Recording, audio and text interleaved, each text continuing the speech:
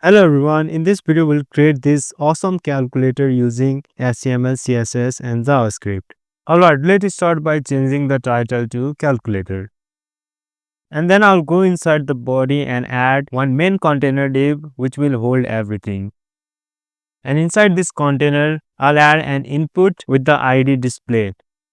And the type will definitely be text, and I'll also add read only mode so that no one can type inside this display using keyboard. And below that I'll create another div with the class keypad. This keypad will have all the buttons, so let's add our button inside this keypad. Our first button will have the class .ptn, and the first button will be AC button or clear button, and also add ID of AC. And in same way we'll create our other buttons, like our second button will be button.ptn, second button will be C button which will have ID of clear, and then we'll add our another buttons in same way. After adding all the buttons, our HTML part is done. Now it's time for installing our calculator. So first I'll link our calculator with CSS file, and then we'll go to our style.css. First I'll remove all the default margin padding. So I'll use our universal selector and add margin 0, padding 0 and box sizing border box. After that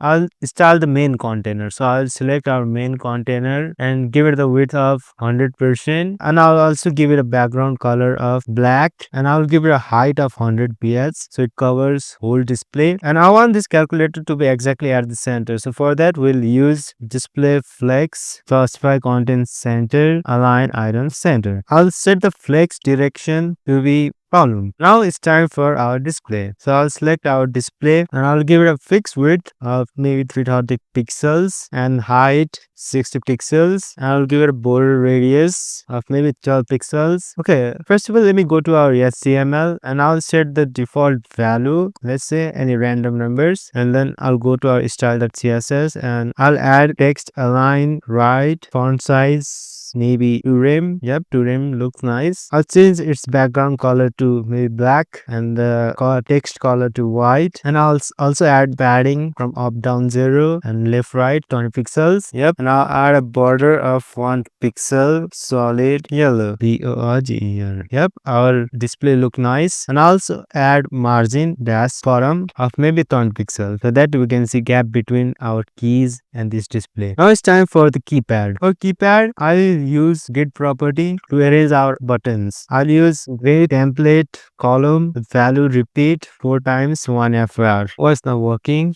So what's not working? Okay, so our keypad has class and I have selected using ID. So I have to remove this hashtag and use our dot to select our class. And here you can see our keypad is looking like a keypad. I'll also add a gap of maybe 10 pixel. Yeah, 10 pixel look nice. Now it's time to install all the buttons. So for that, I'll select our button class and we'll add padding of 20 pixel to make it look big. Also increase the font size to maybe 1.5 rem. Yeah, 1.5 rem look nice. I'll also add border radius same 12 pixel, and cursor will be pointer. So whenever we hover our button, our cursor will change to this pointer. And here you can see a little border around our buttons. I don't want any border around our button, so I'll remove border using border colon none. Okay, our button is ready. Now also add hover effect and active effect on our button. So for that we'll select our button colon hover and we'll add transform property with value translate y should transform by -2 pixel. So whenever we hover over our button, yep, and also scale it a little bit,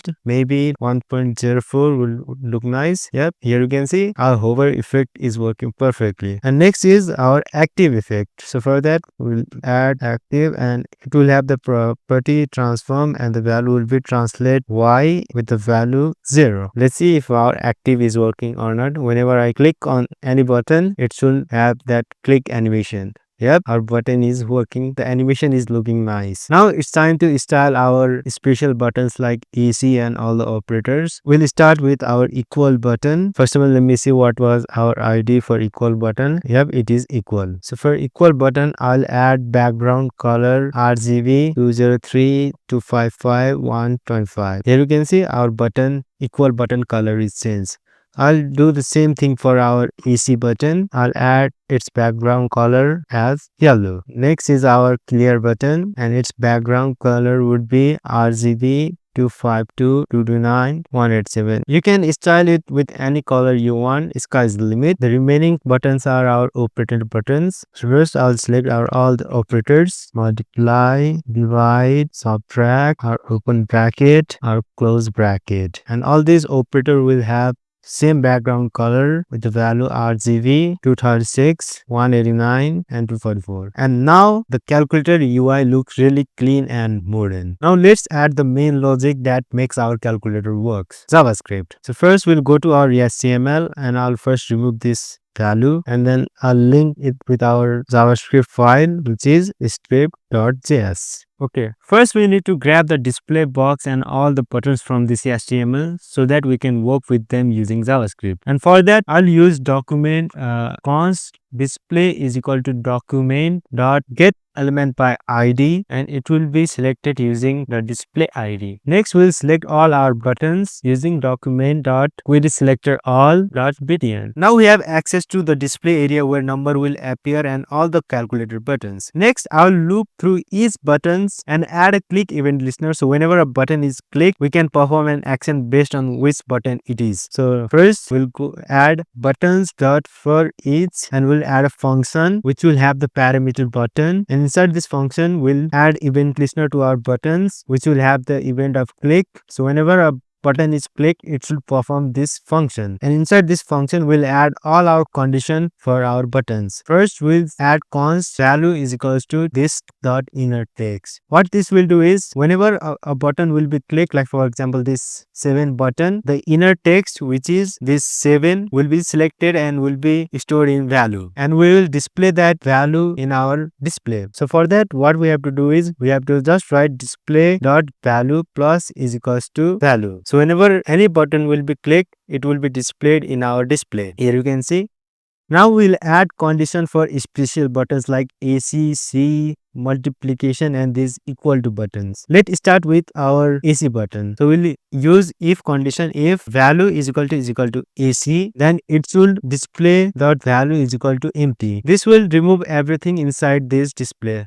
Let's see if it's working or not. Here you can see it's working, but why it is giving this AC? Okay, we'll put this display dot value plus is equal to value in else default else condition. Now I guess this AC button will work perfectly. Yep, it's working. Now our next condition is for this C button. We'll use if value is equal to C. I'll use else if condition. If value is equal to C, then it should remove the last character, the last number from this display. It should work like a backspace key. So for that, we'll use display dot value is equal to display dot value dot slice 0 comma -1. This will remove the last character or the number from this display. Let's see if it's working or not. Here you can see it is removing the last number from this display. Now next thing we have to handle is this multiplication button. We have inner text of this multiplication button as hex, and the JavaScript doesn't understand this as multiplication. So we have to tell the JavaScript that it is multiplication button by replacing this hex with asterisk. So for that, we'll use else if condition. If value